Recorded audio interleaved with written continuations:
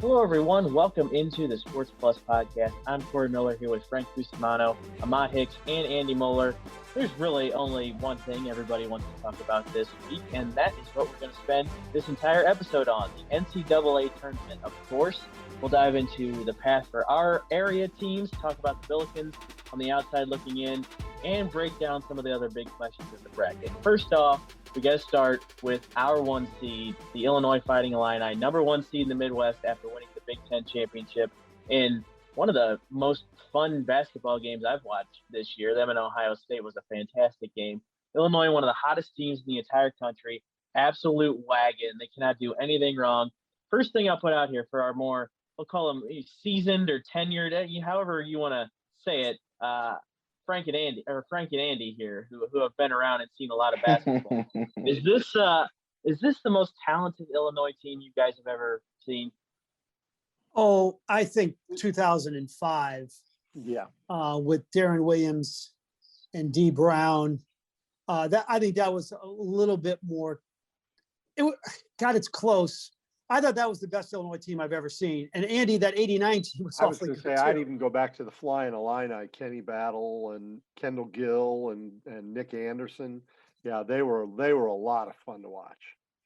But the point is, like yesterday during that Ohio State game, when they got up 17 in the first half, I thought to myself right there that there's only one team in America that could play with them right now. And that's the team that's won 23 straight games by double digits. That's Gonzaga. So the selection committee has a lot of flaws, but the one thing they got right is Gonzaga, the 1 seed, and Illinois, the 2 seed overall in the tournament.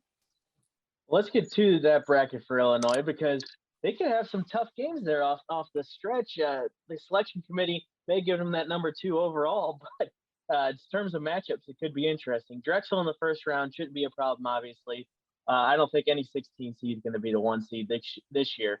But when you look at what's next, potentially Loyola or Georgia Tech, and then potentially in the Sweet 16, Oklahoma State or Tennessee. Now I'm going to get Frank here because Frank and Porter Moser and Loyola, Frank's locked in on Sister Jean and everything there. What are the chances Loyola could knock off Illinois if they advance? That's a game I want to see really bad. Well, you got to remember defensive efficiency. They're number 1 in the country. This is the guy who took a team to the Final Four. This is the Rick Majerus apostle. Believe me, Illinois is going to get everything and more from Loyola Chicago. But athletically, I mean, you're thinking about that Kofi Coburn, Cameron Krutwig matchup. That's a great matchup in the middle. I mean, Krutwig's the best player in the Valley, and Kofi leads the country in dunks. But I just think there's just too many athletes. And this Andre Corbello, is my favorite player, I think, in college basketball right now because he's just so unselfish. And when he's in the game, it gives Io a little bit of a break. He doesn't have to have the ball in his hands. He can play off the ball. I just think they're going to be too much for Loyola. It's not a given that Loyola is going to move on. Playing Georgia Tech in that 8-9 game. Georgia Tech really good, too, out of the ACC. Ahmad, what do you see when you first saw Illinois' path? What jumped out to you? It honestly didn't matter to me who was on their side of the bracket or what side of the bracket they were on. When you look at that team play, they're literally loaded. You think about a team going 8 deep. That's what you want for a good basketball team, and that's exactly what you have. Senior leadership as well with Trent Frazier, Io DeSumo, the closer, and as Frank alluded to, Corbello. I mean, that guy is just wise beyond his years. He was actually on one of the high school basketball teams that beat Sierra Canyon with Bronny James on there, the top class in high school basketball last year. So this Corbello guy is a star, and I think when you think of Kofi Coburn, you also have Georgie Bishanishvili, who comes in and can spare him and give him big time minutes, and Adam Miller, a freshman from Chicago. So I just think this team has the it factor. Coburn and Io DeSumo, I think they're going to be the 1-2 punch when the tournament rolls around, regardless of who they play. Even though Cade Cunningham, the future number 1 overall pick in this year's NBA draft, will put up quite a show if Oklahoma State can get there and play Illinois. Yeah, Andy, who do you think could cause the most problems for Illinois if they want to get to the Final Four out of the Midwest? Is it Oklahoma State? Is it Houston's the number 2 seed? Not getting a whole lot of pub right now, or maybe somebody. San Diego State is a team a lot of people think can pull some upsets. Who do you think could trip them up? I'm not really sure that anybody's going to be able to trip them up, to be honest with you. I've seen a little bit of Houston, and I'm not that impressed with them. I think if it's a 1-2 matchup in the regional final, the thing about Illinois is that they can play whatever style you want to bring to them. They can get out and run. They can play a defensive game. They can beat you in a variety of ways. So. I think they're probably the toughest challenge they would probably have is the Tennessee Oklahoma State combination there, and I guess that would be the Elite Eight. Frank, if they do make it to the Final Four, we could see a rematch of Ohio State Illinois, or a rematch of Illinois Baylor, which would both just be terrific matchups. Do you think they have what it takes to get to the national championship and actually win it if they make it to the Final Four? Oh, yeah, I think Illinois is going to get to the Final Four. I don't think Baylor's going to be there. I tell you, that Ohio State team, that was awfully impressive. I mean, a funny thing happened to Ohio State on the way to getting blown out of the building yesterday. They didn't. They made it a close game. I like Ohio State to come out of the South. Baylor's been hit by the COVID issues. They haven't been the same team since the pause. So I think Ohio State comes out of the South. So taking a poll, we'll get to this at the end, but just Illinois-wise, do all of us have, do all of us have Illinois in our Final Fours? I think so. Absolutely. I believe so. I had Illinois in my Final Four about 2.5 months ago. Oh, Frank's just trying to make up for all those mad Illinois fans who come at him on Twitter and say he's not nice enough to them. So now he's trying to make up for it. All right, don't try to befriend yourself with Illinois fans. We know you're a Mizzou guy, so you can't like the Fighting Illini. That's not how. Hey, I like Illinois. I watched a lot of Illinois basketball growing up. Of course, if they're playing each other, it's going to be a little different. But I'm rooting for Illinois to go on a nice run. It's a fun team. Let's move on. Taxes in, Corey? Both. Oh, good. Oh yeah, well that was probably not the right question. I'm sorry. Which state do you get your mail in? That's true. Yeah, I'm still a Illinois guy, I guess technically. Although I'm trying to shed that image. But we can talk Mizzou now.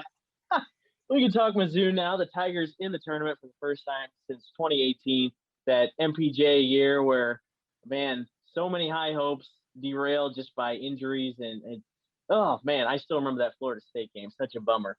If you would ask me how excited I was about the Tigers being in the tournament a month ago, I'd been on here all painted up in black and gold and ready to lead the charge. But man, I'll be honest, it has not been fun watching Mizzou basketball for the last month or so.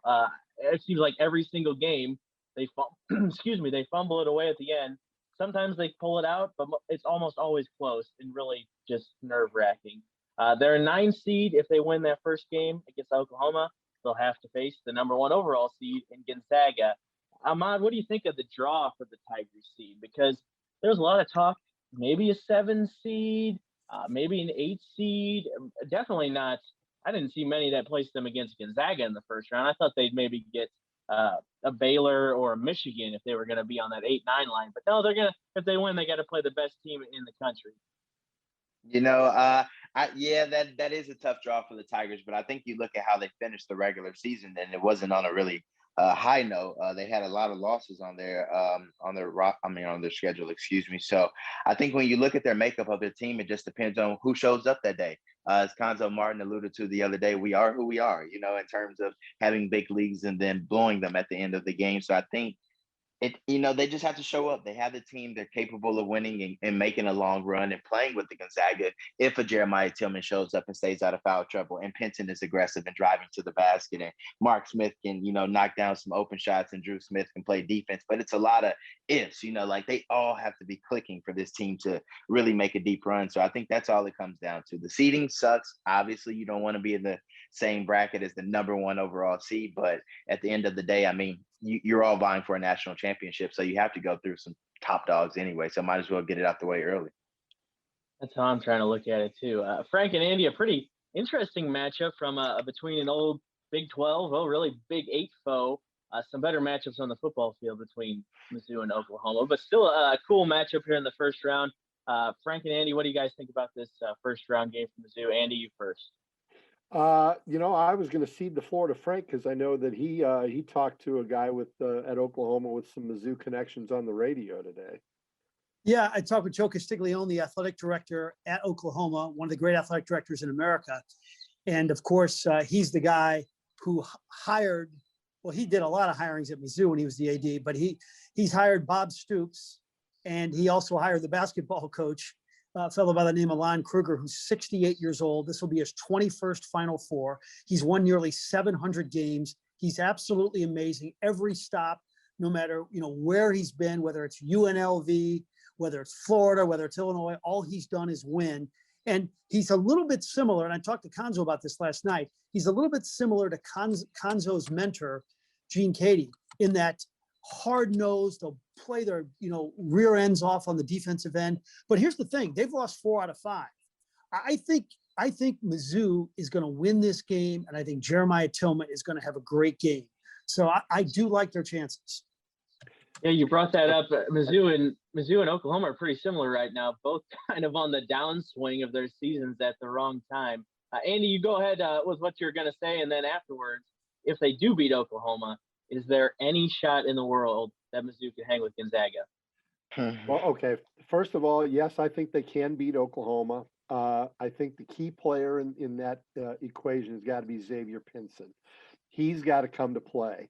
Guard play is so important in the tournament, and he is the guy that's going to be responsible for distributing the ball and and contributing some offense as well. He's got to be aggressive that day. He's got to take it to the rim and distribute or put it up if he's got the shot. Now, having said that, I do think that I think they will beat Oklahoma. Having said that, I have absolutely zero confidence that they will get past Gonzaga. I'm just, plain speaking here. Gonzaga is loaded, and the game could be over 10 minutes in. I just have that feeling. And Andy does not want Gonzaga to win because they would be 32-0, just like his Indiana Hoosiers in 1976. In fact, Andy, on a Zoom call today, I asked the trivia question, give me the 5 starters on the Indiana national championship team in 1976. Nobody got it. The offer is off the table because I know you probably know it. Go ahead and give it to us. I was going to say, how far down the bench do you want me to go? I could even tell you that Bob Bender, who was who played on the Final Four team at Duke in '78, was a bench warmer that year as a freshman. But you're talking Kent Benson, you're talking about Bobby Wilkerson, the Spider-Man, you're talking about Quinn Buckner, Tom Abernathy, and Scott May, the national. Very good. Jeez. Jim Cruz off the bench. Jim Weissman. Man, yeah. Yep. Literally a sports encyclopedia, Andy. Literally. We'll see has a lot to do with that. We'll see if Gonzaga can join that party. They were listing them. I don't know if this Gonzaga team quite fits into the history of other teams that have gone through and run the gamut. We'll get to that in a little bit. Let's talk on the team that was left looking out now, or looking in on the rest of the party, headed to the NIT. SLU, one of the first 4 teams out of the tournament, technically a COVID replacement team, although nobody, including Travis Ford, thinks that's going to happen at all, which I think he's right. Frank, I'll go to you first since you had a great commentary on the situation last night on Sports Plus. Travis is understandably upset, but the past few days, as they just went on, it got really clear that this wasn't going to happen for the Billikens. Well, it was just a wild emotional roller coaster. On Friday night, I am in a 3 or 4 way text with a Billiken coach, a Billiken athletic director, and it was right after that LSU victory over Ole Miss, where earlier in the day, Joey Lenardi said, SLU is in. If this happens, it happens. We're all so excited. And then the next day, Georgetown happens, Oregon State happens. End of story. So, yeah, I said last week on the podcast, Frank wasn't on. I had to be the bad guy for SLU, that it just did not look good as far as, what the selection committee would have to choose from as far as the way they ended the season. Tough run for a team that would make the NCAA tournament if COVID did not delay their season and, force them to cancel a month's worth of games. I was going to say, Ahmad, do you think the committee handled that? I mean, there's really no right way to handle it. because what SLU? Who was the other team? There was another team on the first four out that dealt with COVID too, and it seemed like they were penalized for that just because they didn't get the games in. Do you think more leniency should have been granted, or is this just kind of the way it had to be? I mean, it's hard to say that. Obviously, I'm biased. I think there should have been more leniency with this SLU team. I mean, they were ranked inside the 25, and as Coach Ford said last night, I mean, do we all think that they were a top 35, 40 team? Absolutely. I mean, this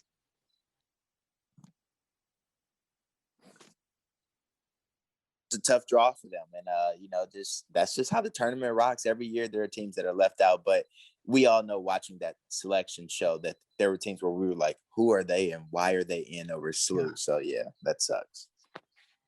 I don't know if you guys saw this or not, but about an hour ago, 6 NCAA officials were sent home because one of them apparently tested positive, and in that group of 6 is our good friend Ted Valentine. Oh, really? Wow. I'm sure SLU's upset about that. Maybe he can sit out and then go ref the NIT. I'm sure they'd love to see him. Oh, boy. Last thing on SLU. Oh, go ahead, Frank. You don't want anybody to get it, but no, he did not help their cause this year. I keep thinking 23 days of no practice, 34 days without a game. And I'll tell you what ticked me off a little bit too is the A10 moving up their conference tournament, which cost SLU of playing 2 more games. I don't know, maybe the 2 games that they lost would not have helped their net ranking, but SLU has a higher net ranking than 11 teams in this NCAA tournament. If SLU played Drake 7 times, I'd like their chances to win that series. Yeah. Last thing on SLU, this was really supposed to be, Frank, this was really supposed to be the year everything was building towards. Perkins, French, Goodwin, seniors. What's really the pitch going forward for them? Because this is what Travis had been building towards. How ready are they for what comes next and hopefully make the tournament next year? Well, they returned, their best offensive player, Javante Perkins. They have the most athletic 5-man to maybe ever play at SLU, and Francis Okoro. Their young player, they think, TJ Hargrove is going to be a star. They'll bring in some 22 or 23-year-old grad transfer. The cupboard is hardly bare at SLU. Good to hear. Let's do some other bracket stuff here that people like to ponder when brackets come out and are filled in, as I've already done with 2 of them and don't like either of them. But first, let's get to that. How many brackets do you guys usually fill out, and what's your game plan? Do you do one? Okay, I think this is what's going to be. Okay, this is what I want to happen. Here's a couple of upsets. Ahmad, what do you do? Well, it depends on how much cash is involved. No, kidding. Typically, I do about 3. You just do one for fun, then you do one with your favorite team, and then you do one where you're in a league with somebody that you're taking serious and you're just being strategic and you're trying to go with the favorite. So typically 3, no more than 3 though, for sure. Andy, you're a guy that I've seen your binders filled with fantasy football draft information. So I'm very interested to hear your game plan when it comes to filling out brackets. I'm usually a 2 bracket guy, one for fun, and then one where I really try to not necessarily crunch numbers, but try to logically see things through or whatever. I think any more than that, I'm just wasting brain cells. Frank? Well, I'm going to obviously have one bracket that'll have Iona winning the national championship in record team. I was going to ask him about that. I was so surprised that he didn't say that on the morning call this morning about them and beating Alabama. Hey, I will say this is he screwed up. He's done a lot of things wrong, but from 3 o'clock to 5 o'clock in a practice session, from 7 o'clock to 9 o'clock in a game session, there's never been anybody better ever. And that's including Bob Knight. And if he doesn't leave Kentucky, okay, so this is what he had in Kentucky. He won the national championship, then he lost the national championship, and then Tubby Smith came in, and then they won the national championship. If he doesn't leave for Boston, and he had 40 million reasons to go to Boston, he would have had a Mike Krzyzewski run. He's one of the best to ever be on the sidelines. How long do you give him at Iona? Let me tell a quick story here that maybe you young guys will appreciate. The year is 1993. We hire a young, eager sportscaster from Lexington, Kentucky, named Frank Cusimano, who comes in a gesture of goodwill and a thanks for, letting me play on the team. He gives all of us autographed pictures of Rick Pitino with his NCAA championship trophy. And on top of that, he gets Pitino to, personally inscribe, the pictures. And on mine, for instance, it was to Andy, sorry about beating the Hoosiers the last 2 years. Well, Frank, how long do you think he stays there? I don't know. I mean, gosh, who knows about the St. John's job? You have to have the right athletic director that would be willing to hire, the baggage with it. I don't think there's going to be any more problems, so I don't know. So next question, other than Iona, obviously with Frank, when you're looking at the bracket, who's an underrated team you think could maybe make a run, win a game or two, pull off a Loyola type run? Andy, who you got? Oh, I got one. Yeah, go ahead, Frank. Okay, it's St. Bonaventure. They're a 9 seed. I bet they beat LSU. I bet they beat Michigan. I bet they get to the Sweet 16. I love St. Bonaventure. Is my turn? You know what? I don't really have a feel for that yet, but there's usually some 12 seed that comes in and will steal a couple of games. The question to me is Kansas going to be able to get through without getting knocked off? I think there's going to be a lot of attention paid to, could Eastern Washington be the Northern Iowa? Could they be the team that knocks off Kansas in the first round? I don't know. I don't really have a feel for that. What do you think? My sleeper team, I'm kind of going to homer with this one. Caleb Love in North Carolina. I know they haven't been, as good this year, but I think that team is as competitive as anybody that's in the tournament. They're pretty athletic, and I think Caleb Love, if given the opportunity, we can see what he did for the last 4 years with high school basketball here in Missouri. So that's my sleeper team coming out of the South. I think they have a chance to upset Baylor. And I think if they can, beat Wisconsin and Baylor, then I think you're looking at a team that can make a run towards the Final Four. Another UNC Final Four. That game, the North Carolina-Wisconsin game, could be, sort of a harbinger. I mean, Wisconsin's played the toughest schedule in college basketball this year. Of course, so many of their games were in the Big Ten, which, got 9 teams into the tournament. Yeah, pretty competitive conference. I got 2, but they're not too big of sleepers. They're 4 and 3 seeds, so that really can't be called a sleeper. But I like Florida State a lot out of the East. Leonard Hamilton, I think, is the best coach in the country that nobody really talks about as much as they should. They're so deep and they're really tall, and I think they could beat pretty much everybody. They're going to be my Final Four pick out of the East. I also like Arkansas, partly just because I've seen them play so much playing Mizzou, and they've just got so much talent. And they got Moses Moody back now. He's going to be a lottery pick. So I really like Arkansas up there in the South as well. Okay. Last thing in this other bracket stuff, then we'll go to a final buzzer question. Which St. Louis kid do you think is going to have the biggest showcase at this tournament? Ahmad, you played into this. Nice. You think Caleb Love is going to have a good rollout? We got Courtney Ramey, E.J. Liddell, Love, Tillman, Aaron Cook to win a title with Gonzaga. Frank, who you got?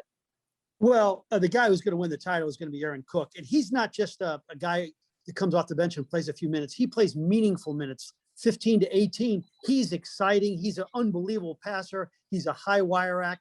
I think he's going to be cutting down the nets. The best player, of course, is E.J. Liddell. And I love what Courtney Ramey has done at Texas.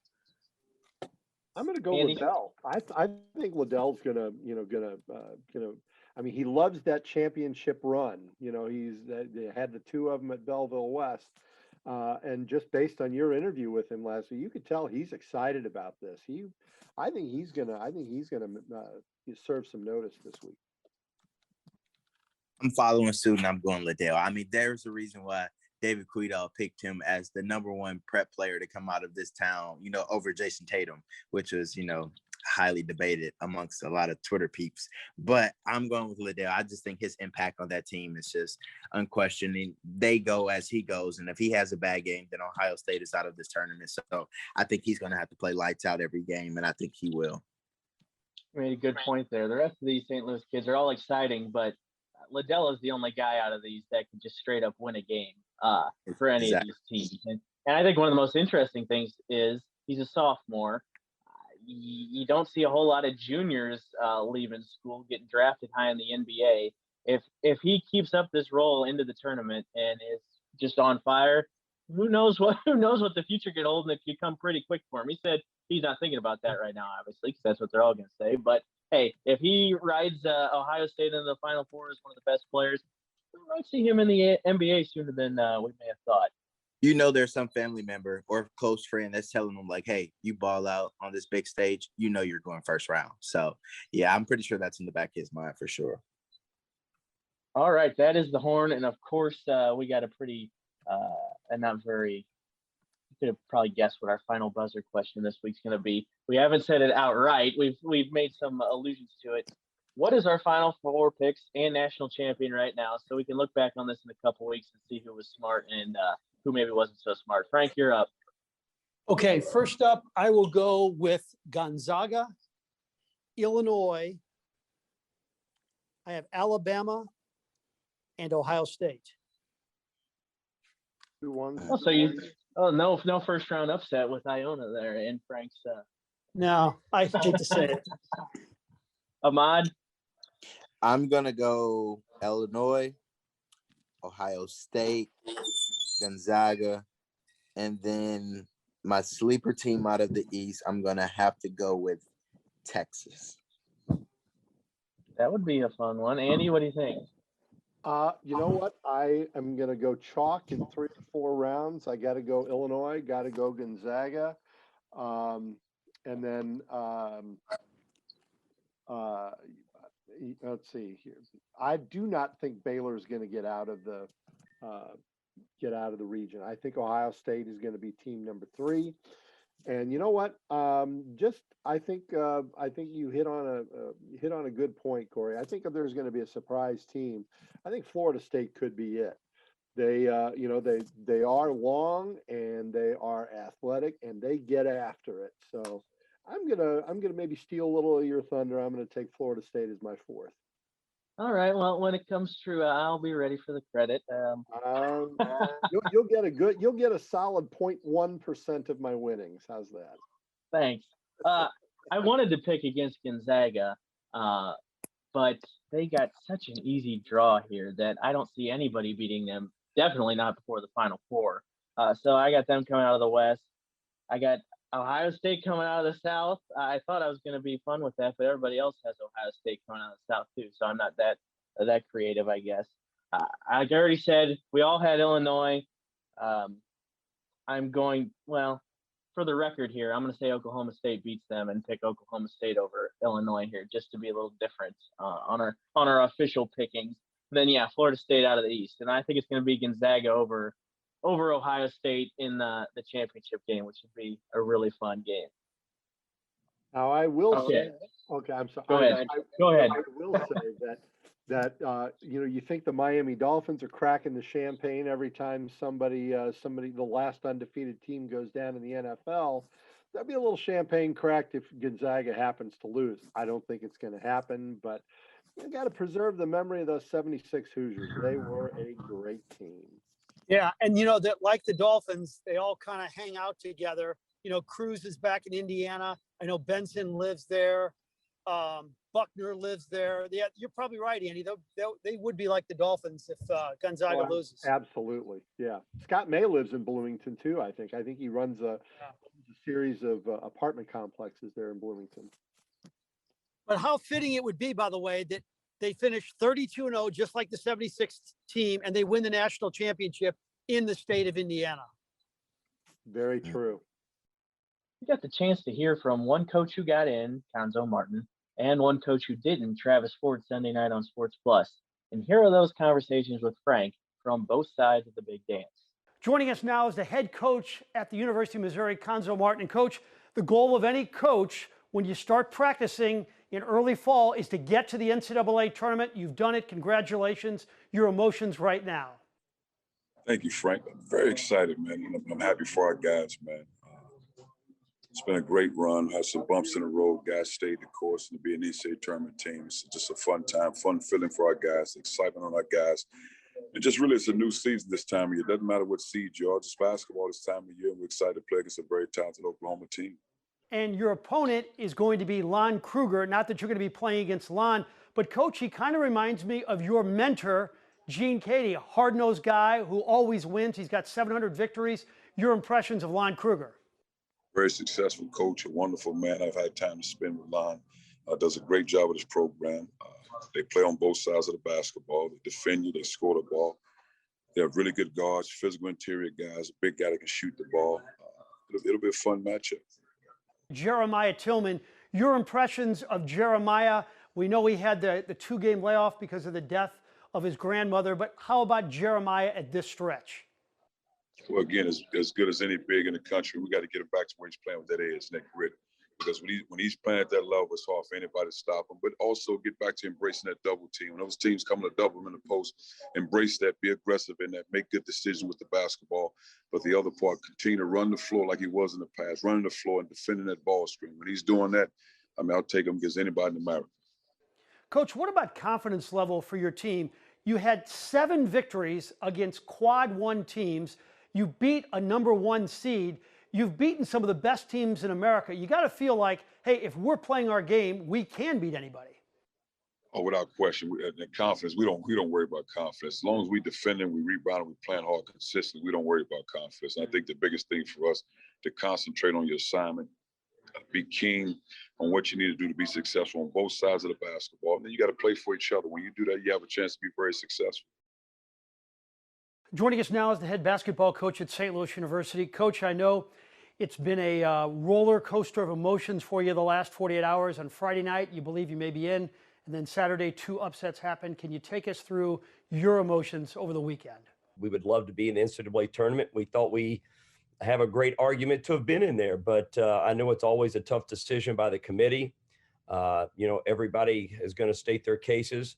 But the last couple of days, we track it every day. Starting yesterday, late afternoon into the night, we started to see that's going to become a little more difficult based just upon the prognosticators and what they had. If you still go by the numbers, Frank, we should have been in. I mean, there's no question. I think one of the messages the NCAA committee sent is they don't care about how hard you schedule. That used to be a big thing, but there's a couple of teams that got in that did schedule no one non-conference. There was a team that got in, I don't know, from a league a little bit below ours that played no one. Their numbers were bad, played no one, but they won a lot of games and they still got in, but they played no one in non-conference, no big wins whatsoever, where we worked hard to get LSU and NC State and Minnesota and all these teams. We worked extremely hard. 23 days without practicing, 34 days without playing a game. And I can remember distinctly during that time period, a lot of us wanted you to get back sooner. And I could detect in your voice, you didn't want to get back sooner. And in hindsight, those 2 games where you came back, Dayton and LaSalle, that was not a Billiken basketball team. We had 11 of our 15 players who tested positive. Those guys are out 17 days based on our protocols from the university in the city. 17 days of no practice. That's the toughest I've heard of any team. And that's why I kept telling everybody we're not even close to getting back based on protocols and based on, how guys were doing, getting through, the COVID. And our COVID positives were stretched out over a 7-day period, which extended it for us. And we had 4 days to prepare for the first game against Dayton. And anybody that saw us play, and I do not want to take anything from Dayton, we were not the same team the next 2 games. We didn't even look like the same team. And then from that point on, we win 7 of our next 10. You have a message to Billiken fans tonight? Yeah, hopefully they're very proud of our team. We've been through a lot this year. We appreciate everybody's support as we continue to get more and more fans at Chaffetz this year. They were a big help at home. We won some big games down the stretch. I'm really proud of our team, how they've handled this whole situation this whole year. I'm really proud of their effort. I'm really proud of their attitude and how they've gotten through it. Would we all like to be in an NCAA tournament? Yes. Are we one of the top 35, 40 teams in America? Absolutely. That's not what the NCAA tournament's about, though. They don't take the 68 best teams. We've figured that out, that they figure out the at-large, which I still can't figure out. And then there's obviously a lot of automatic qualifiers. So I hope the Billiken fans are proud of our team, root us on. It's been a long season, and there's good days ahead. That will do it for this NCAA tournament edition of the Sports Plus podcast. Be sure to download and subscribe, as well as rate and review us wherever you get your podcasts. Good luck filling out those brackets. We'll see you next time.